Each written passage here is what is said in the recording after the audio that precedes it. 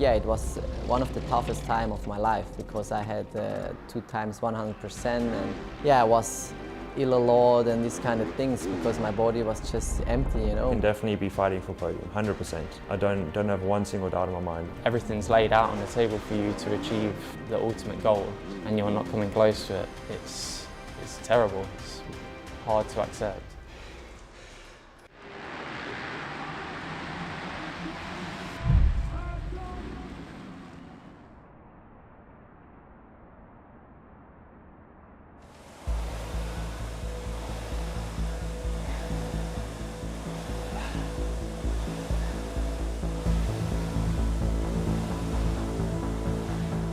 We focus a little bit more on the balance side, I think, coordination, yeah, agility they call it, and also the reaction time. My name is Glenn Koldenhoff. I'm from the Netherlands, riding for Monster Energy Yamaha Factory MXGP. Glenn Koldenhoff's a really interesting rider.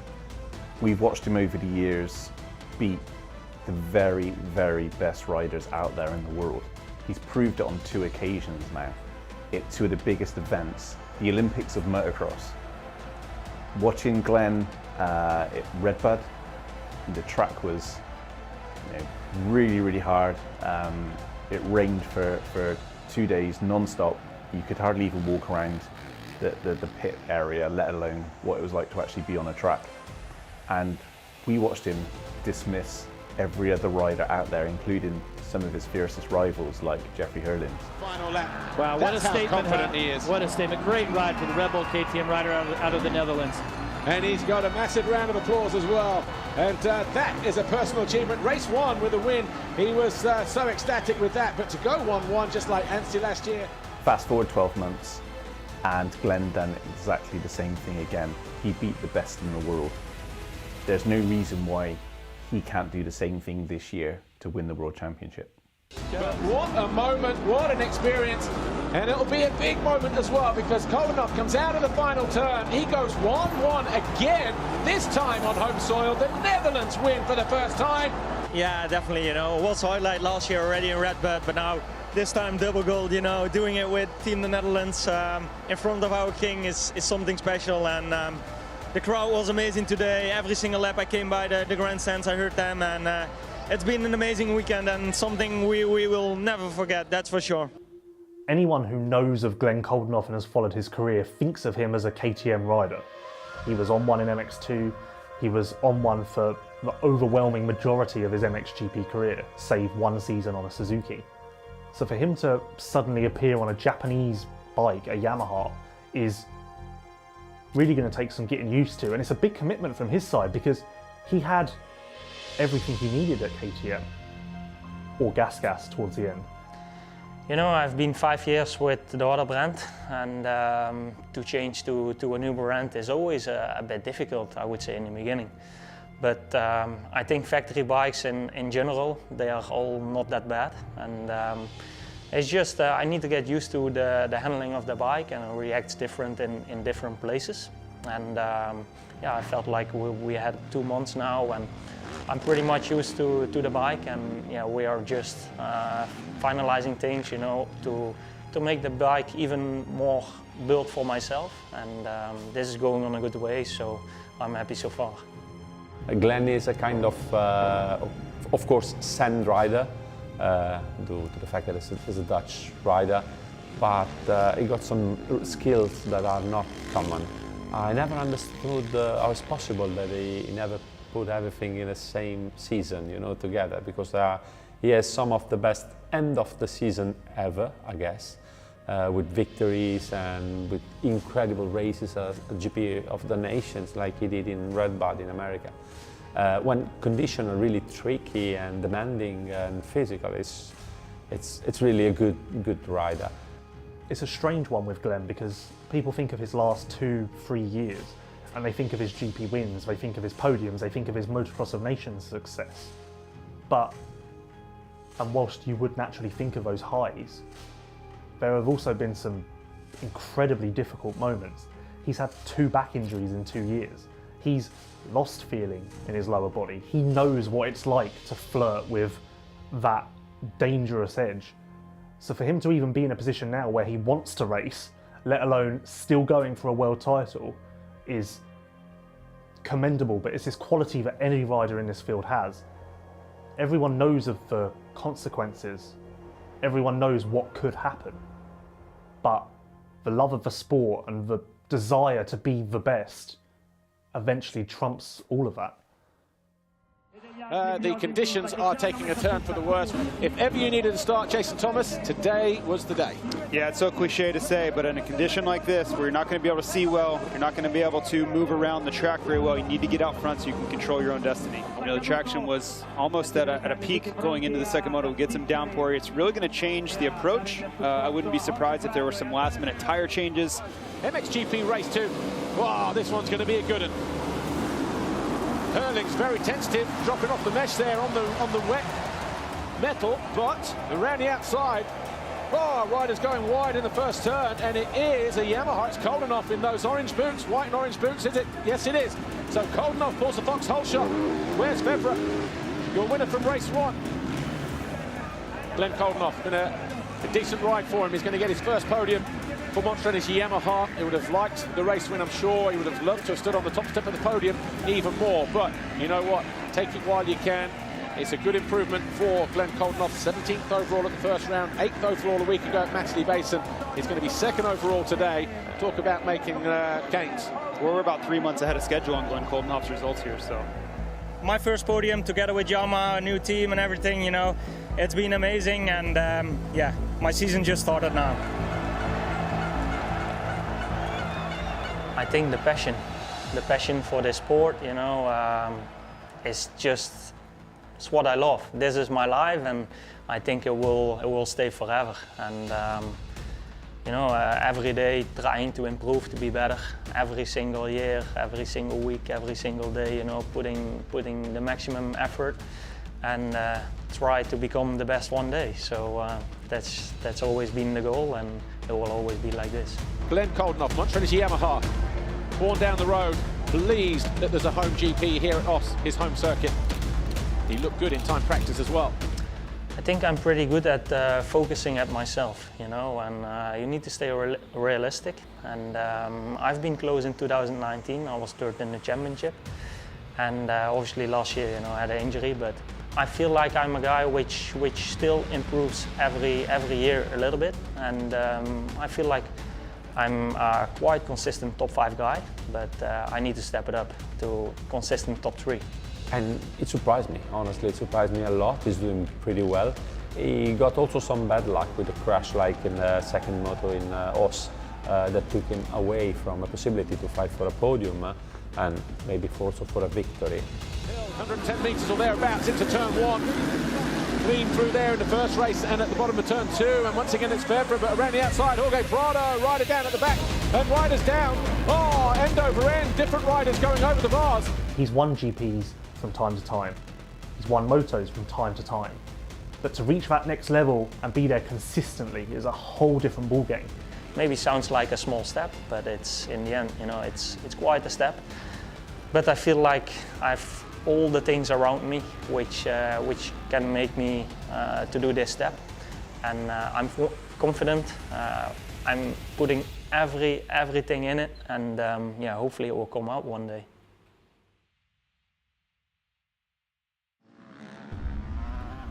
The MX2 class is where some of the most promising riders in the world learn how to put all of the pieces of the puzzle together.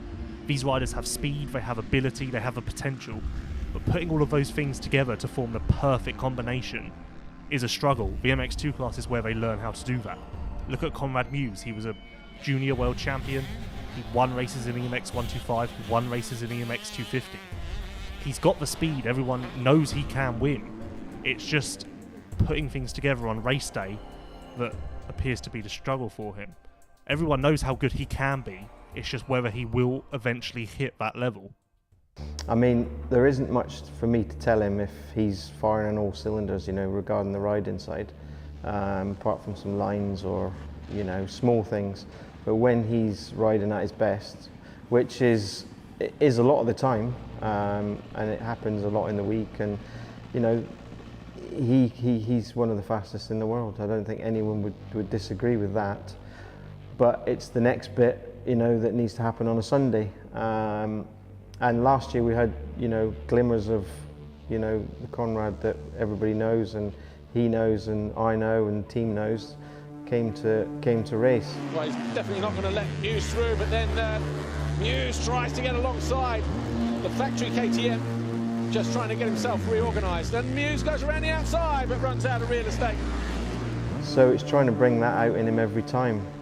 And he's quite openly honest that, you know, sometimes he struggles, and sometimes he doesn't. But we need to eliminate those days that he does struggle, and sometimes there's not an explanation for it. So you have to, you know, manage it, keep the morale up, keep the confidence up, keep the hard work up, you know, and yeah. You know, in this game, results give you the confidence. Results breed more good results. And yeah, I mean, sometimes in the morning you can tell when he comes in, you can tell it's going to be a good day because he's kind of got like his head's up, he's got a little bit of swagger, and you can just tell, yep, today's going to be a good day. We've had a few of those days. Like Spain last year was one that just the mood was easy, and you could just tell. And then other days you can sort of tell it's not going to happen. Like, yeah, you know, as soon as I got here on Friday, I looked at the track, and straight away I knew that I was going to feel comfortable around here. It's an amazing track. It's yeah, lovely venue, and I'm just feeling really good. This has been a build up now for a few weeks, so I'm over the moon to get my first pole qualifying. And yeah, I'm looking forward to the races. It's going to be nice to be the first bike out for sight and lap. It's obviously the first time in my career, so yeah, I'm looking forward to hopefully having 2 good starts and 2 solid races. yeah, I mean, it varies from week to week, day to day sometimes, and you get a feel in the morning how he's been, what's going on with the track. We had a deep sand track. What, you know, has he had good results here before? What was he doing the week before? But lately, it's just been trying to get the confidence into him to to get him to realise how good he is. Yeah, it's my home race for me, and the track's awesome, and I felt good in qualifying. It's all very close up there. But yeah, I'm super excited to get out there and put on a show for all you fans. All good? Yeah, you? Yeah. They blocked 2 off, so you were that green one there. Hey? Looks like you were that green gate. Where? 1, 2, 3, 4, 5, 6. Yeah, are they going to start from the inside? Yeah, 100%. Would they? 100%. Or from gate 1? I reckon. It's not frustrating, or it is a little bit, but it's almost like you just want more for him as well as the team. Like, we know it can be achieved, and we've seen it last year. We've seen glimpses of it, you know, like a 4th here and a 5th there, and it was consistent. And when you go back and actually look at last year, it was actually a really solid year for one moto of each GP. It was good.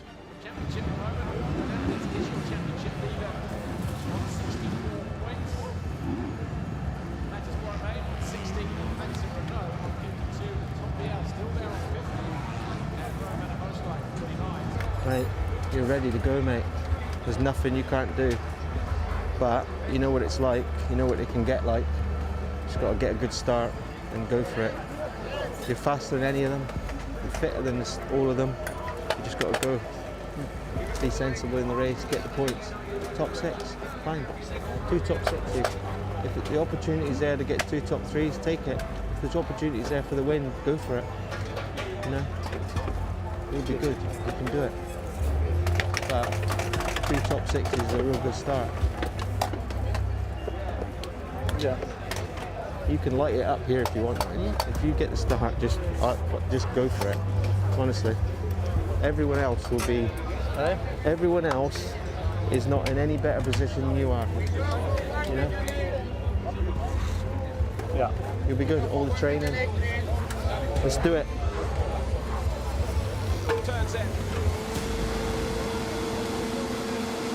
Gate about to drop here, and that's a good jump from the Yamaha's again.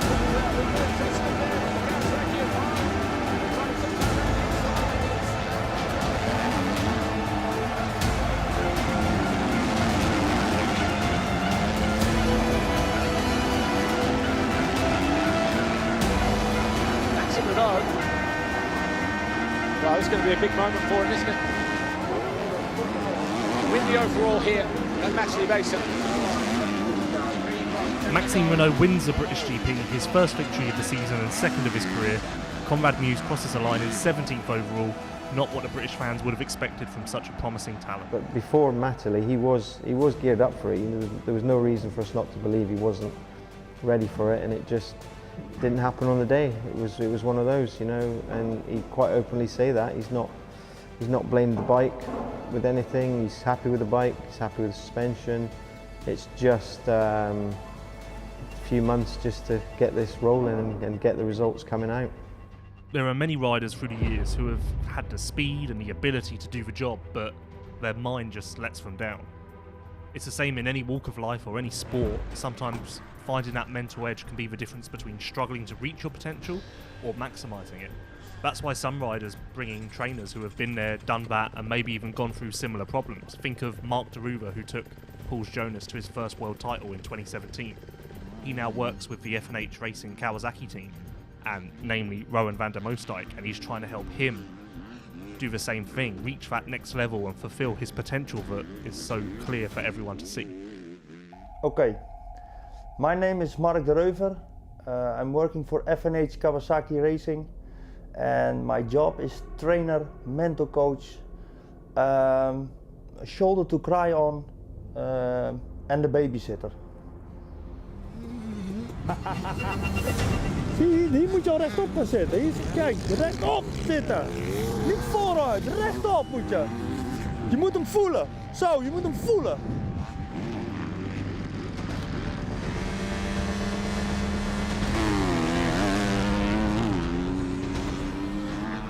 No, I can say that the training on the track, what I do with them,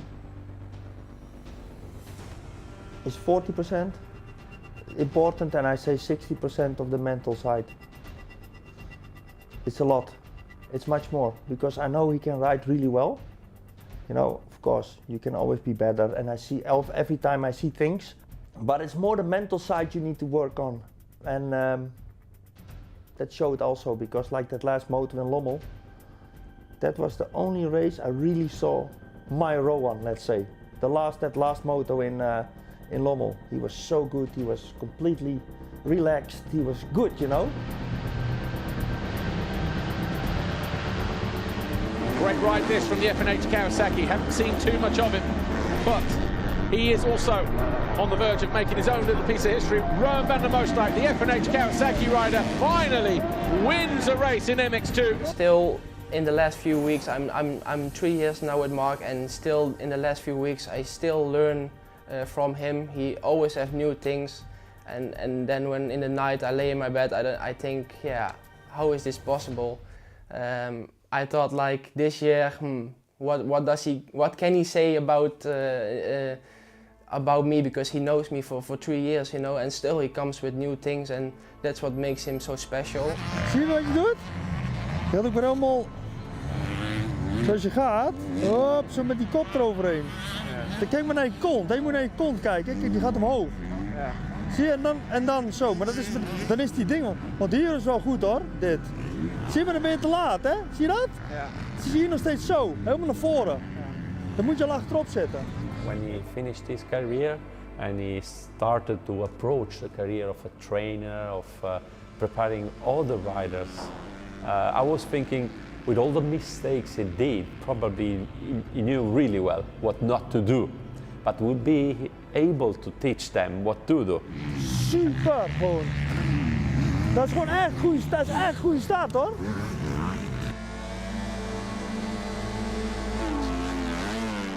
He needs to know that what he's capable of, you know.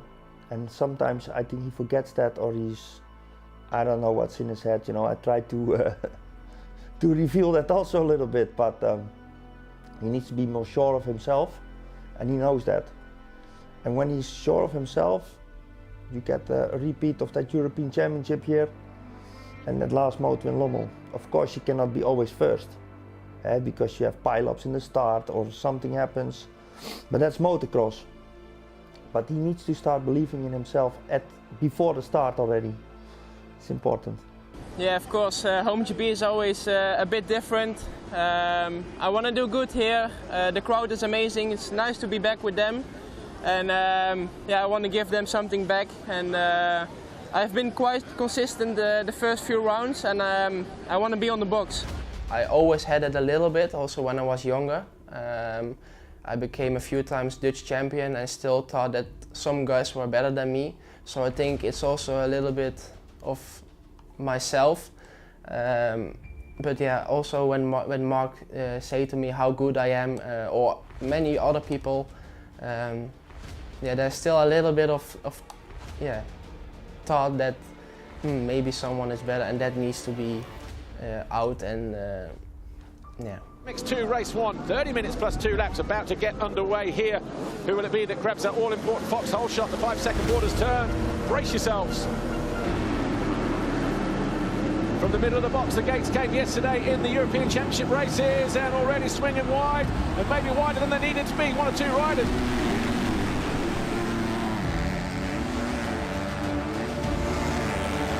And again there on the exit, Van der Moosdijk sensing an opportunity here to sneak up the inside, parks it down the inside beautifully. Van der Moosdijk now up into 3rd place. And Van der Moosdijk, good through that long sweeper and into the face of the jump, because he got alongside Rennie Hoffer and has easily taken 2nd position. Well, the problem is in my whole life, until today, I cannot lose. I hate losing. That has been the, I think we say it in Holland, the red line in my career. For the final time.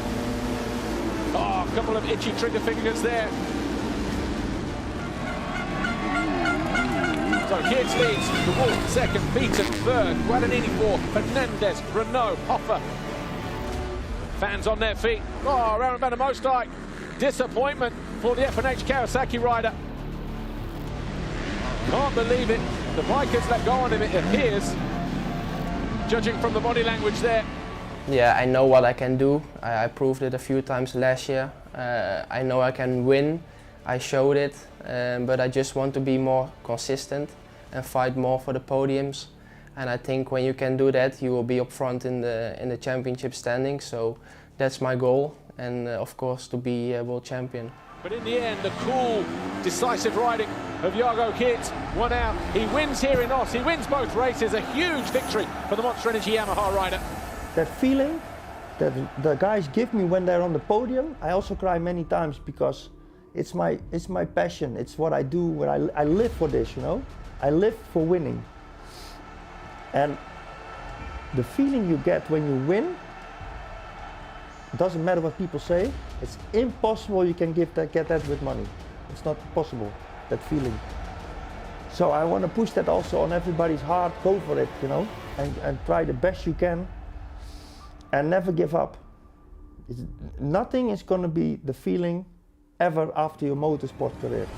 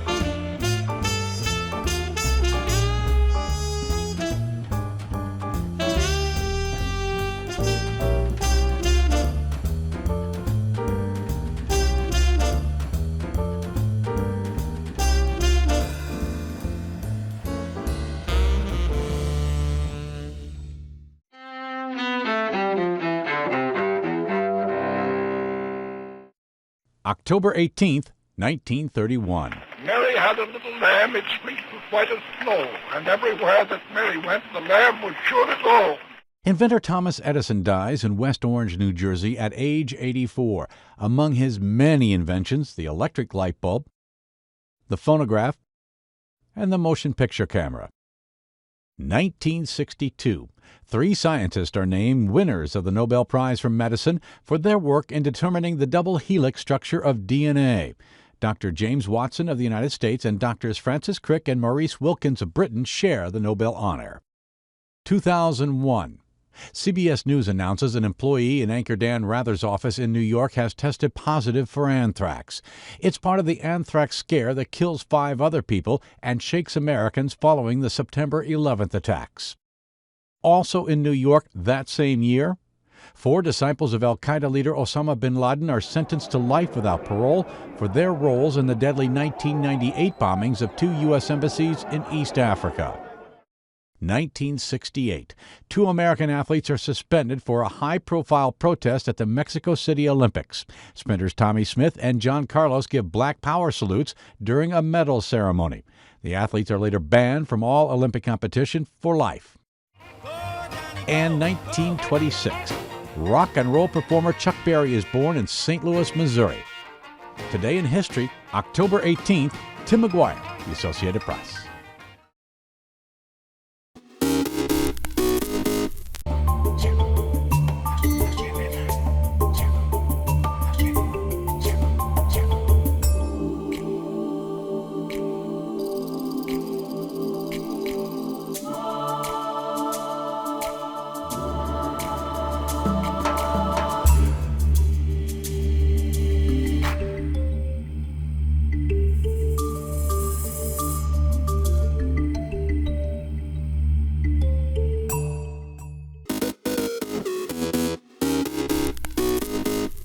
Welcome back in our studio, and in today's news,